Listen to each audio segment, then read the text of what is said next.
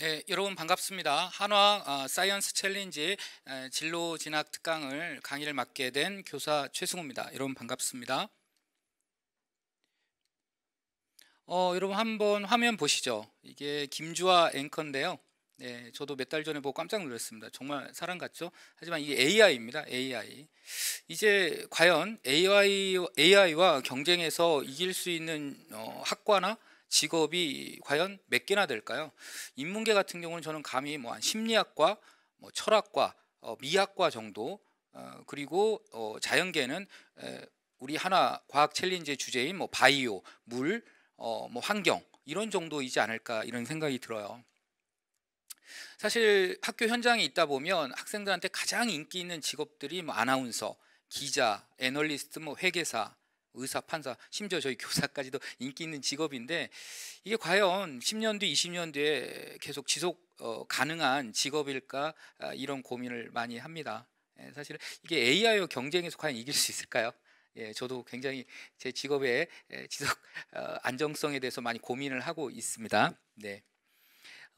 대학들도 그래서 속속 AI 학과를 만들고 있어요. 몇 개 한번 살펴볼까요? 뭐 숭실대, 뭐 서울과학기술대, 뭐 가톨릭대, 뭐 가천대 이런 대학들에서 인공지능학과를 계속 만들고 있습니다. 예. 그래서 이제 인공지능학과를 들어갈 수 있는 수시나 정시에서 좀 낮은 점수로 들어갈 수 있는 게 뭐 올해 내년 정도이지 않을까. 이제는 갈수록 수시나 정시에서 합격선이 높아지지 않을까 이런 생각을 합니다. AI 학과가 생긴다는 게 참 세상이 많이 변했구나 이런 생각이 들어요. AI와 과연 경쟁할 수 있는 학과가 뭐가 있을까? 오늘은 한화 사이언스 챌린지니까 에너지, 바이오, 기후, 물 이 네 가지 분야는 우리 하나그룹에서 아주 정확하게 주제를 이 진로 영역과 직업 영역과 정확히 매칭을 한 것 같아요. 예, 저도 이렇게 봅니다. 에너지, 바이오, 기후, 물 이 네 가지 영역이 AI와 경쟁할 수 있는 유일한 분야인 것 같아요. 예.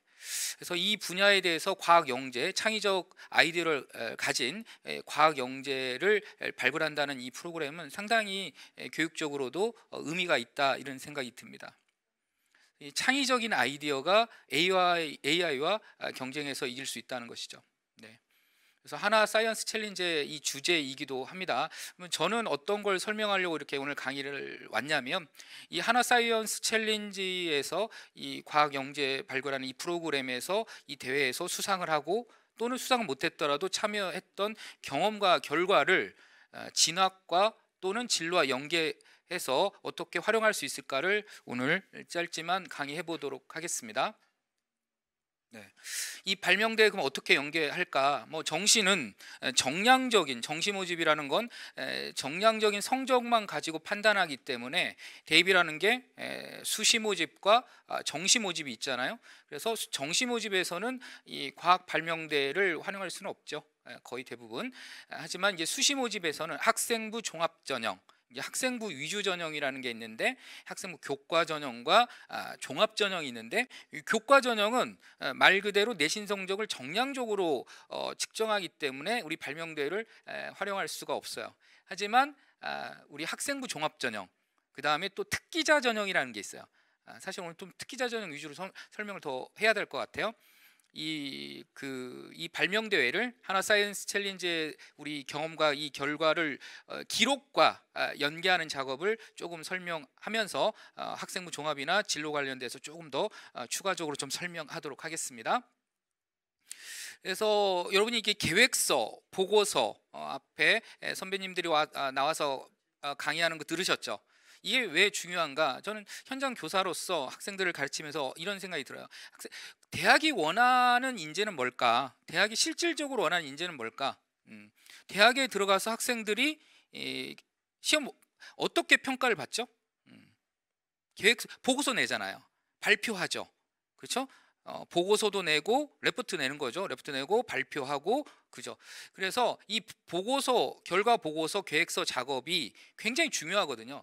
이걸 쓰지 못하는 잘 역량 발휘를 못하는 학생들은 대학 수업을 따라가기 힘들어요. 대학원 가면 더 힘들고요. 예. 그래서 과학자들, 교수님들은 과학자, 이공계 교수님들은 과학자 활동을 하시는 분들이잖아요. 과학자라는 게 뭘까?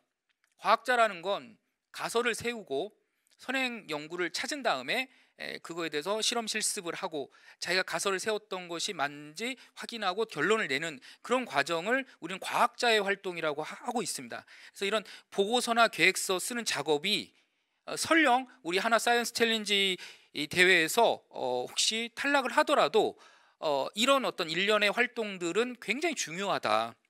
작은 과학자 활동을 하는 거죠.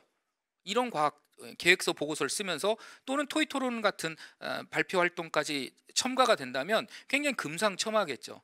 예. 그래서 또 이런 계획서 보고서를 내고 발표까지 해서 수상을 하는 학생들은 대학에서 놓칠 리가 없습니다.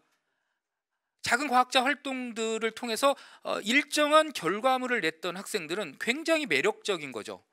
그래서 학생부 종합전형이나 특기자 전형의 피니쉬는 마지막 2%는 뭐다? 보고서 쓰는 거, 발표하는 거죠. 이 두 가지 활동을 이 사이언스 챌린지, 하나 사이언스 챌린지에서 요구하고 있습니다. 그래서 이 작업들이 굉장히 중요하다. 그래서 계획서 혹시 떨어지시더라도 계획서 보고서 쓰는 건 굉장히 중요한 역량이고 학생부 종합전형 활동에서 굉장히 큰 도움이 될 걸로 믿습니다. 그래서 작은 과학자 활동의 경험은 큰 자산이고 또 결과를 잘 내서 합격하기를 응원합니다. 네. 하지만 좀 우리 현실은 좀 녹록지가 않아요. 2021학년도에서 수능 탐구 영역 과목별 응시자를 좀 보시면 수능에서 물투, 화투 응시자가 3,000명이 되질 않습니다. 좀 안타깝습니다.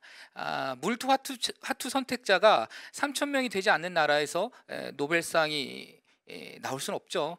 아까 학생들 선배들이 말했던 지속 가능한 개발을 하기 위해서 물투 화투 같은 어떤 심화된 과학 활동을 하는 학생들을 뽑아야 되는데 입시가 그걸 따라주지 못해서 가슴이 아픕니다.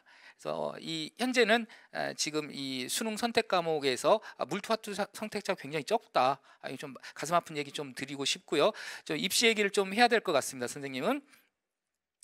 그 다음에 2022학년도는 올해 고3입니다. 올해 벌써 3월달이잖아요. 그래서 고3 학생들 같은 경우는 수학 같은 경우 이제는 공통이 75%고 선택 과목이 25%입니다. 이 선택 과목에 미적분, 기하, 확률과 통계 이 세 과목 중에서 선택할 수 있는데 이 유튜브 강의를 보고 계시는 학생, 학부모님들 같은 경우 상위권 대학을 좀 생각하시고 계실 것 같아요. 그런 상위권 대학 같은 경우는 확률과 통계를 선택하지 않고 미적분, 기하를 택하게 돼 있고요.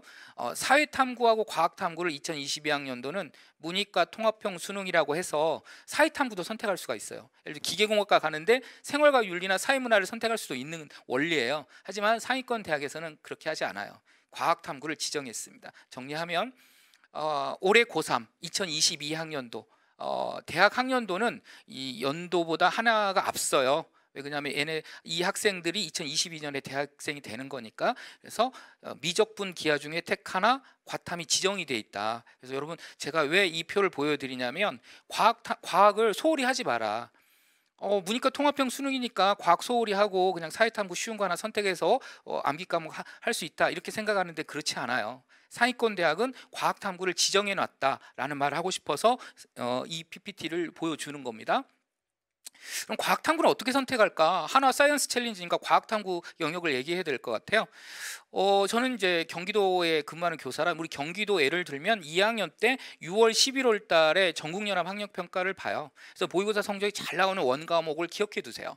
그리고 응시자 수가 많은 과목이 좀 더 유리해요. 수시 모집에서는. 왜? 10만 명의 1등 4%거든요. 4%니까 10만 명의 4%가 유리합니까? 만 명의 4%가 유리합니까? 당연히 산수만 해도 10만 명의 4%가 유리하기 때문에 응시자 수 많은 과목을 선택할 수밖에 없죠. 그래서 물투, 화투 선택자가 이렇게 적으면 손해기 때문에 의대 가는 학생들이 지구과학을 선택하고 그러는 거예요. 그 다음에 투 과목은 이제 고3 때 배우는 과목. 이렇게 선택을 하면 좀 더 합리적으로 선택할 수가 있는 거죠. 그 다음에 올해 또 2022학년도 입시의 가장 큰 특징이 여러분 피트 시험이라고 약대 편입 시험이었거든요. 약대는 2학년 마치고 대학원 편입 체제였는데 올해부터는 37개 대학에서 부산 현재까지입니다.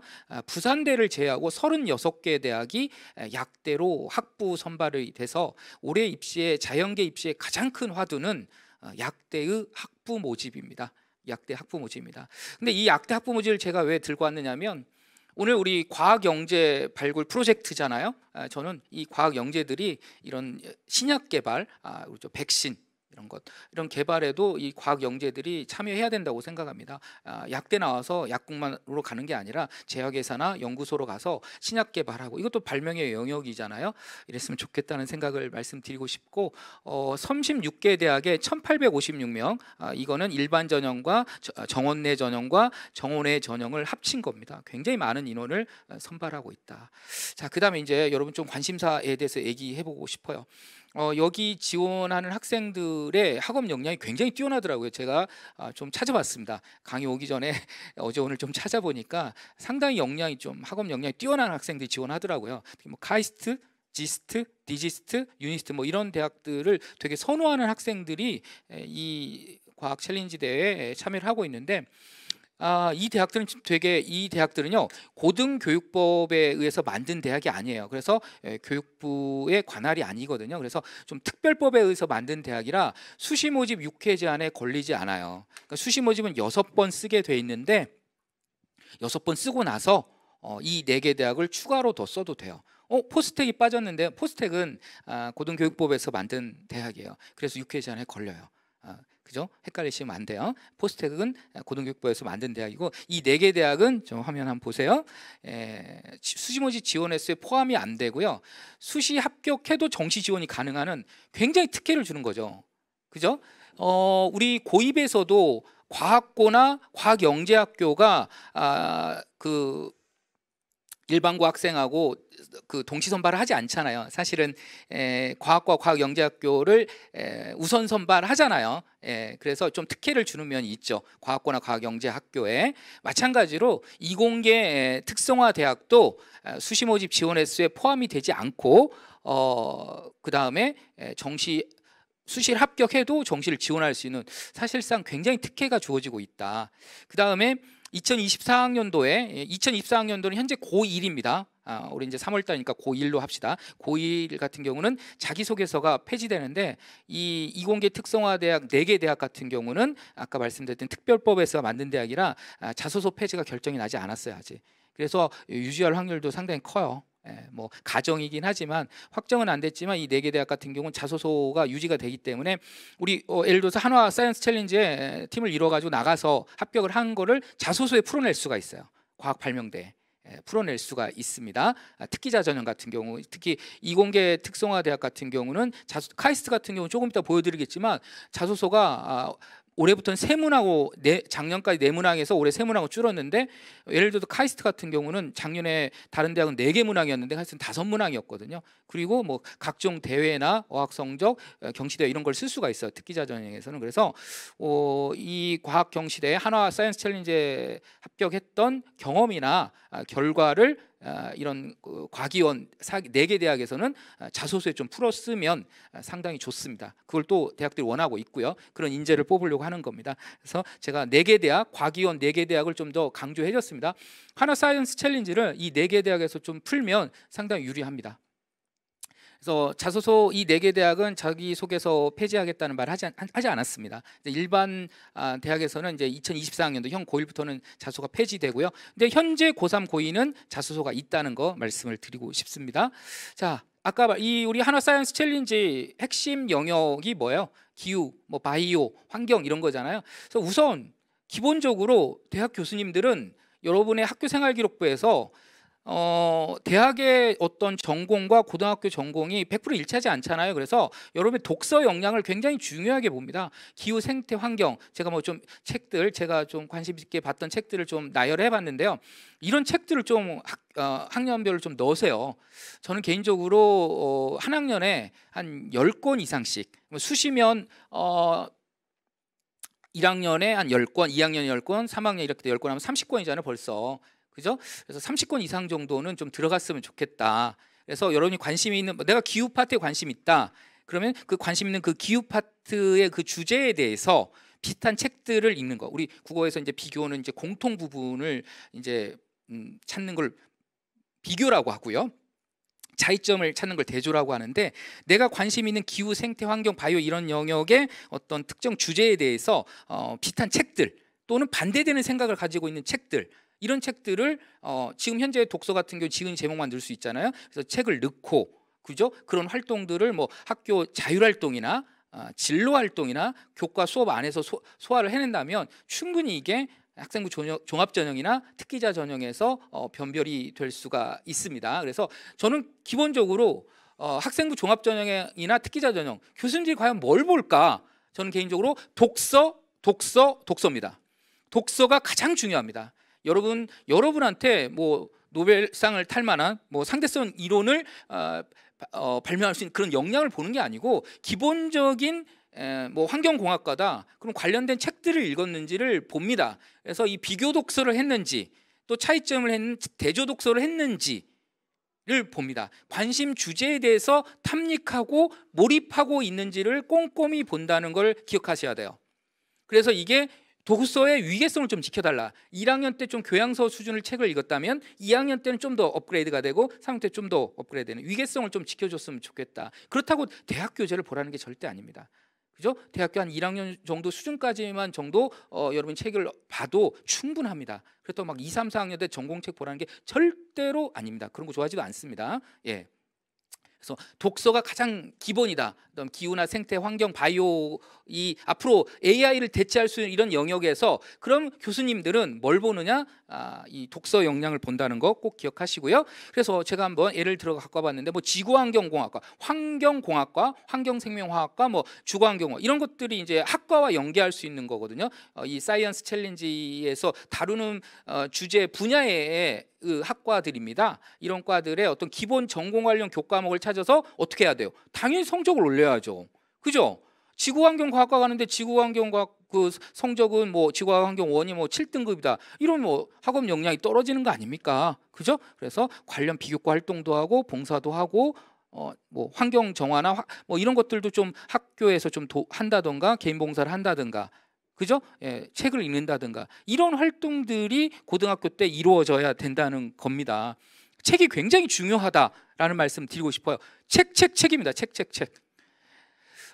나무를 심은 사람 책 한 권 소개해 주겠습니다. 저희 책 참 좋더라고요. 너무 이제 짧지만 굉장히 많은 영감을 주는 책입니다. 나무를 심은 사람인데요. 이 책이 또 애니메이션으로 나왔어요. 프레데릭 백이라고요. 유명한 애니메이션 작가인데, 이게 막 이렇게 점을 이렇게 찍어가지고 애니메이션 만들다 보니까 눈이 실명할 정도로 아주 유명하신 분인데요. 책도 좋고요.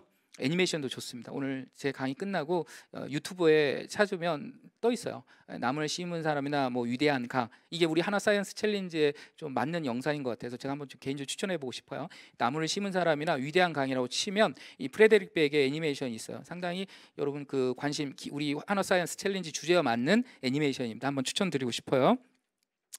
자, 여러분 오늘 발명대회 아닙니까? 우리 큐드럼, 라이프 스트로 너무 유명하죠. 너무 많이 알려져 있죠. 너무 간단한 원리인데 이 아프리카 아이들, 물 부족에 시달리는 아프리카 아이들, 이런 적정 기술이라고 하거든요. 예, 그 지역의 환경이나 생태에 맞는 기술, 그죠? 예, 슈마라는 사람이 처음으로 아이디어를 냈던 그런 개념입니다. 적정 기술, 유명한 그 사람이죠. 그래서 적정 기술 관련된 발명품들, 우리 지속 가능한 개발, 우리 하나 사이언스 챌린지에 주장하는 지속 가능한 개발은 이 적정 기술과도 통한다는 거죠. 그래서 라이프 스트로가 화면 보시면 뭐 대단한 게 아닙니다. 이 필터링 하는 거를 활성탄을 넣어가지고 필터링 아주 간단한 개념인데, 우리 오늘 지금 유튜브 방송 보고 있는 학생들 대단한 발명을 하려고 하지 마시고 아주 간단한 원리예요. 학생들이 충분히 할 수 있는 아주 기본적인 원리에 충실하시면 충분한 발명품을 만들어낼 수 있을 거라고 봅니다. 아무것도 아닙니다. 라이프 스토리의 원리도 간단하고요. 이 소켓폴도 굉장히 오바마 대통령이 하고 있잖아요. 이 소켓볼 같은 경우도 애들이 축구를 계속 하는 거예요. 그럼 그 축구 그 소켓볼을 차는 그 동력에 의해서 이게 에너지가 축적이 돼서 소켓볼이 그 에너지 이제 빛을 이제 에너지를 얻을 수 있는 거죠. 아주 간단한 원리인데 아이들이 운동하면서도 축구하면서 에너지를 이제 그 환경을 파괴하지 않고 에너지를 얻을 수 있는 적정 기술이죠. 아주 유명한 소켓폴 얘기해봤고요. 자, 그다음에 팟 인팔 쿨러라고요. 아주 간단합니다. 그 에너지가 그러니까 물이 증발하는 거를 천을 통해서 좀 막아주는 거죠. 그러니까 아주 간단한 원리인데 아주 빅히트를 쳤던 아주 유명한 제품 발명품입니다. 이런 걸 적정 기술이라고 그래요.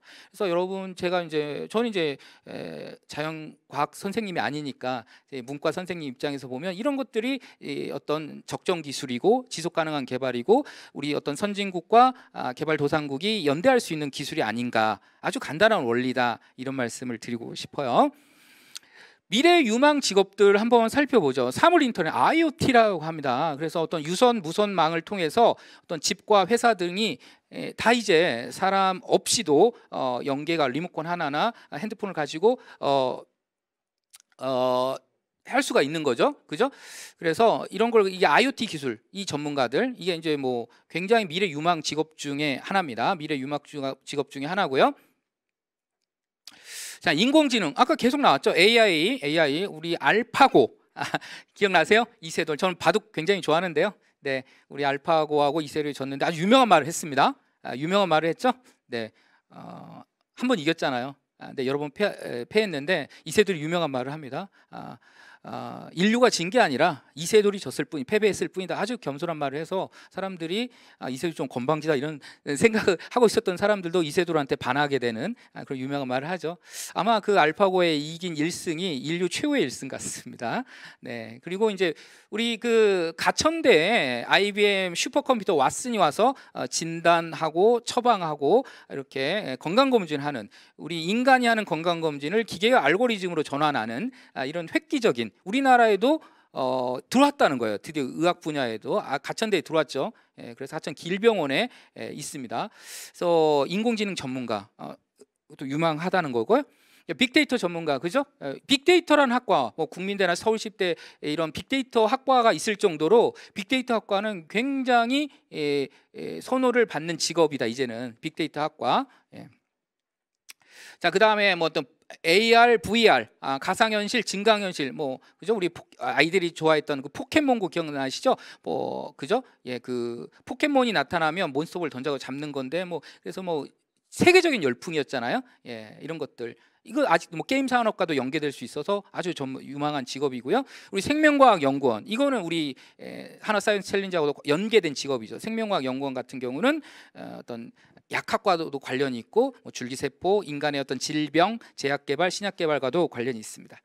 자, 그다음 정보보호 우리 어떤 정보가 계속 스팸 메일이나 어떤 불법 그 메일 같은 것들이 많이 오고요. 예, 그래서 웹에서 이런 것들을 도와주고 있는 어떤 해킹 같은 거 위협을 방지해주는 정보보호 전문가도 상당히 유망하다 이렇게 말씀을 드리고 싶고요. 로봇공학자, 이 로봇공학자의 기본은 여러분 이 학과들의 어떤 베이스되는 과목들을 좀 아시면 좋은데요. 이 로봇공학과는 이제 물리가 베이스가 돼 있어요. 혹시 로봇공학자가 되고 싶다면 물리원, 물리투를 꼭 하셔야 됩니다. 이 로봇이라는 건 기계공학의 바탕이 되기 때문에 물리학이 바탕 베이스가 돼요. 그래서 이 로봇공학을 하려는 학생들은 생명이나 화학보다는 물리 쪽 과목을 선택하는 것이 현명한 전략입니다. 자율주행 자동차, 이거 굉장히 뭐 테슬라나 이런 데에서 이미 자율주행 자동차가 나왔죠. 인간 없이. 그래서 이 자율주행 자동차는 인간의 어떤 철학적인 어떤 윤리적 딜레마도 굉장히 일으킬 수 있는, 사고가 났을 때 누구 탓인가, 그죠? 이런 문제까지 파생이 될 정도로 굉장히 뜨거운 핫 이슈입니다. 핫 이슈. 그래서 대입 면접에서도 많이 나오고 있는 문제죠. 자율주행차 전문가. 스마트팜, 이거 우리 한화 사이언스 챌린지하고도 관련 있는 주제죠. 어떤 농장을 그죠? ICT 기술, 정보통신 기술과 연계해서 만드는 스마트팜, 이거 굉장히 유망합니다. 저는 아까도 말씀드렸지만 산림공학과 산림학과 농대라고 치부되는데 이게 이제 점수가 낮지만 이제는 그렇지 않은 시대가 온다. 이런 농장과 어떤 이런 농업들이 이 ICT 기술과 연계가 된다면 상당히 유망한 직업이 될 수 있다. 이렇게 말씀드리고 싶고요. 환경공학, 우리 주제와도 맞네요. 환경공학자. 그래서 사실은 대입에서 환경공학과 점수가 제일 낮은 과 중에 하나예요. 솔직히. 우리 이공계 지원한 애들의 어떤 학과 서열을 따지면 좀 그렇지만 환경공학과 환경자 들어가는 과들이 점수가 낮아요. 하지만 이제 한 10년 뒤에는 상당히 각광받는 직업이지 않을까. 이제 미래에 투자를 한다면 환경공학과도 권해드리고 싶어요. 스마트 헬스케어, 이거는 디지털입니다. 여기에 이제 스마트라는 말은 디지털이라는 뜻이에요. 굉장히 유망합니다. 제가 좀 추천해드리고 싶어요. 이제 인간의 어떤 건강 관리를, 우리 왓슨이나 이런 것들이 건강 감지 알고리즘이 인간이 아니에요. 이제 기계가 그 알고리즘을 대체하는 거죠. 그래서 이 스마트 헬스케어 학과라는 게 생기고 있거든요. 대학들에서. 그러니까 인간의 건강 검지를 컴퓨터 ICT 기술과 연계해서 다 하는 거예요.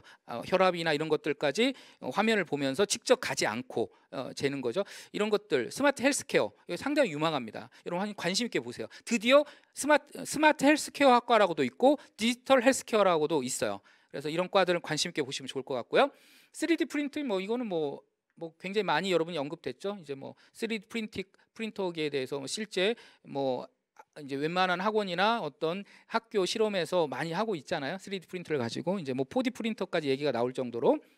드론 전문가, 그죠? 이제 드론이라는 건 드론 학과가 생겼어요, 대학에. 여러분 아세요? 드론 학과도 있어요, 대학에. 우리나라에 드론 학과가 있을 정도로 이제 드론도 산업 분야나 국방 분야에 상당히 이용이 많이 되고 있습니다. 소프트웨어, 당연히 이제 소프트웨어 같은 경우도 기본이 되는 거죠. 여러분 발명 같은 게 이제 어떤 기초적인 발명이 넘어서면 이게 ICT 기술이 들어가야 돼, IT 기술이. 자, 마지막 신재생 에너지, 우리 한화사이언스 챌린저와 관련돼 있는 기후, 에너지, 물, 바이오와 관련된 에너지 전문가들, 아까도 얘기했지만 진학적 교사 입장에서 말하면 점수는 낮은 학과지만 미래에 투자한다면 이 신재생 에너지 전문가도 괜찮은 학과다. 그래서 이런 발명가를 꿈꾼다면, 이 발명 쪽에 관심이 많다면 여러분 이쪽 분야도 한번 추천해드리고 싶어요. 자, 여러분 인재상이 예전에 이제 학업 역량만 봤어요. 기본적인 학업, 암기하고, 그죠? 그런 것들, 어떤 기본 지식만 외우는 시대에서 이제 대학들은 학생부 종합전형과 특기자 전형이 생기면서 어떤 전공 적합성과 어떤 그 발전 가능성, 인성까지 다 보는 시대로 변했다는 거죠. 이런 시대가 됐다. 이런 시대가 됐다는 거죠. 그래서 이 4가지 역량을 대학에선 본다. 외워두는 게 좋아요. 왜? 대학들이 이거를 이미 공지를 했기 때문에. 그래서 전공 적합성, 학업 역량, 발전 가능성, 인성, 이 4가지 파트를 가지고 판단한다는 거죠. 여러분은 화면 보고 계시는 여러분 어느 영역이 부족합니까? 또 어느 영역이 좀 강하죠? 그래서 좀 강한 영역이 있으면 더 역량을 함양하시고요. 좀 부족한 역량이 있으면 좀 보완을 하셔야 될 것 같습니다. 그래서 학생부 종합전형과 특기전형에서 이 4가지 역량 위주로 판단을 한다 얘기 들었고요. 그럼 어떻게 평가를 하느냐? 이 4가지 역량에서 학교생활기록부가 1번에서 8번까지 있습니다. 근데 다 중요한 게 아니고요. 3번, 5번, 6번, 7번, 8번이 중요해요. 그래서 여러분 학교생활기록부를 행정실 가서 띄워주거든요. 띄워가지고 이 학업 역량, 전공적 합성, 인성, 발전 가능성에 해당하는 영역을 이렇게 갈매기 표시나 하트자를 한번 해보세요. 어떤 영역이 지금 잘 돼 있는지.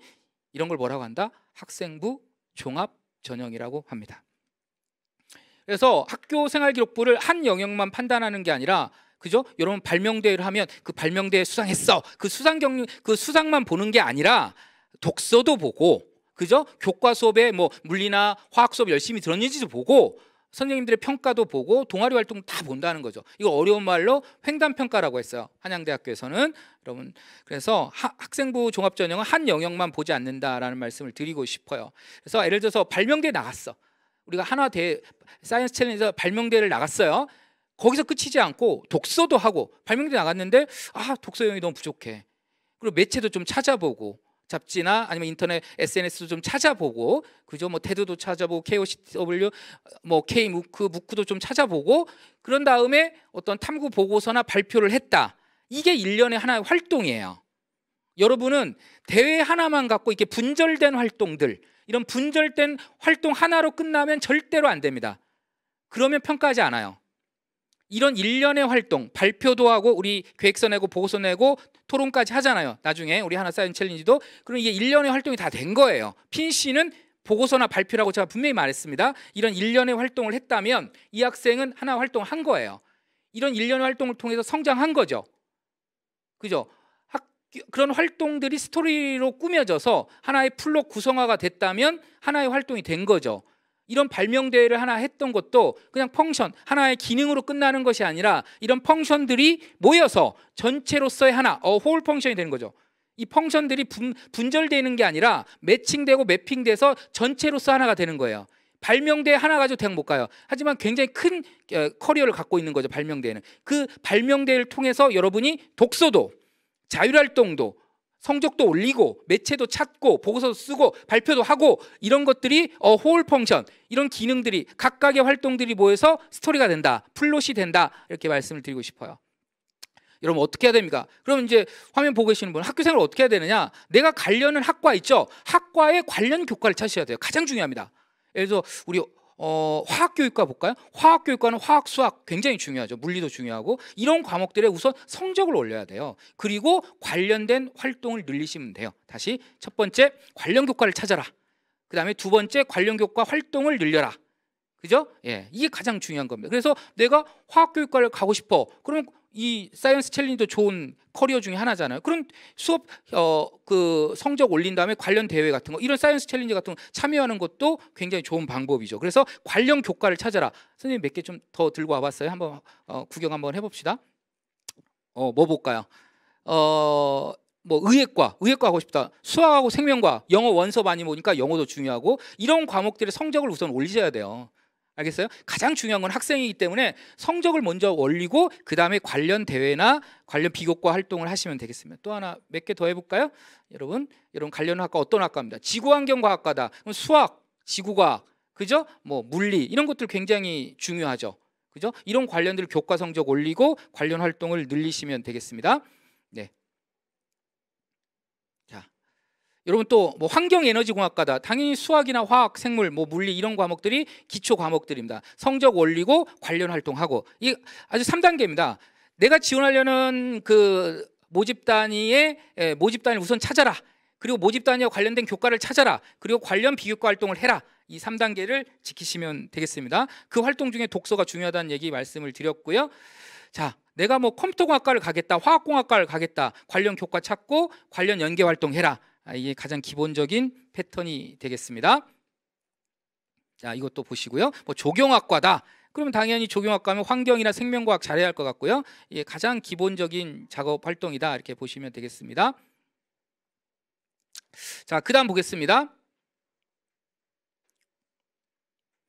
또 무슨 과 볼까요? 인공지능학과 볼까? 인공지능학과 수학, 영어, 물리. 기본적으로 물리가 베이스된 과죠. 이런 과들도 보시면 좋을 것 같아요. 관련 교과를 먼저 찾으셔야 될 것 같아요. 지금 학부모님들하고 학생들이 가장 궁금한 건 내가 관련 학과와 고등학교 교과가 뭐가 관련이 있을까? 이게 굉장히 궁금하거든요. 그래서 이런 과들을, 과목들을 제가 찾아본 거지만 여러분도 한번 해보세요.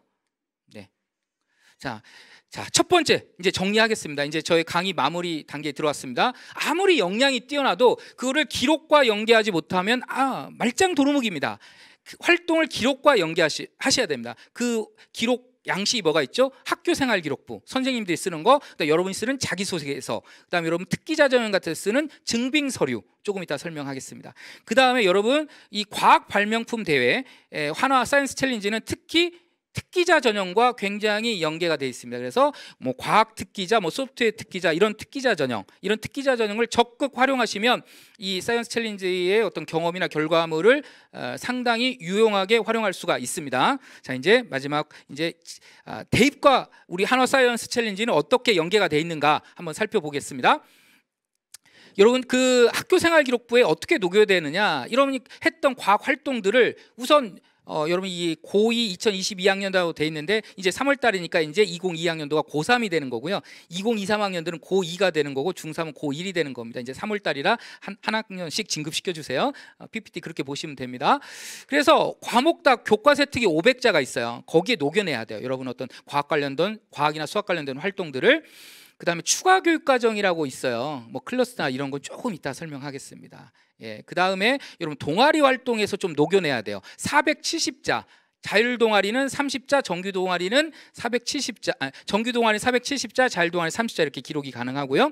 예, 봉사활동 여러분하고는 상관없는 것 같고, 진로 활동이라고 여러분 진로와 관련된 이런 일련의 활동들을 담임쌤이 700자까지 써주실 수 있습니다. 그래서 중요한 건 교과, 동아리, 진로 활동 굉장히 중요하다고 말씀을 드리고 싶어요.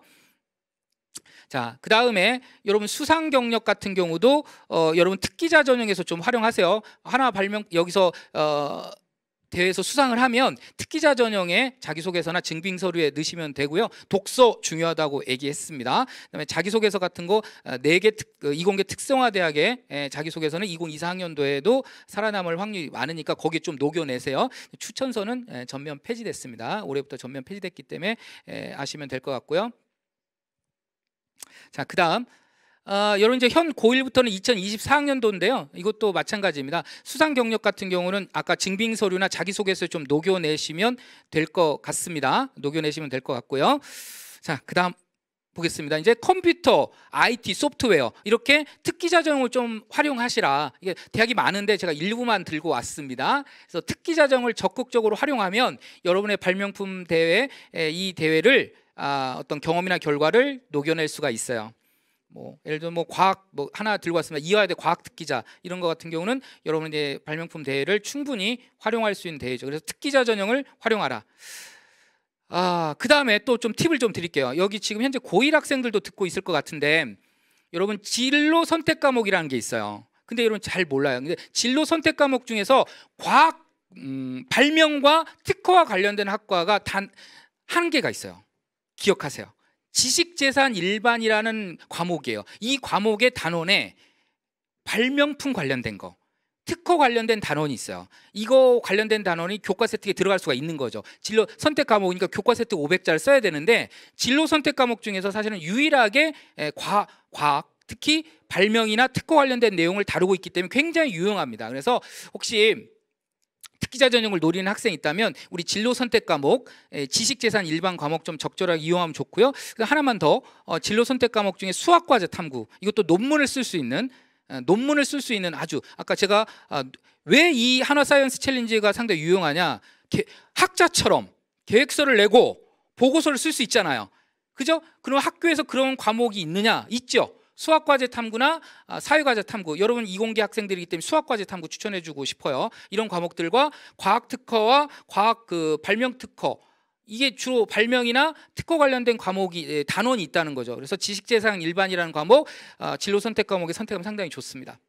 자기소개서가 사실은 학생부 위주 전형, 학생부 교과 전형, 종합 전형에서는 사실은 여러분 발명품 대회를 쓸 수가 없어요. 하지만 특기자 전형에서는 상관없어요. 그래서 예를 들어서 한국과학기술원 카이스트라고 하죠. 자소서가 5문항이 나왔대요. 작년에 4문항이었는데 이제 5문항인데 이런 어학 성적이나 발명품 대회 같은 거를 충분히 녹여내도 문제가 안 됩니다. 특기자 전형 같은데 이 카이스트 특기자 전형 자소서에 충분히 넣을 수 있어요.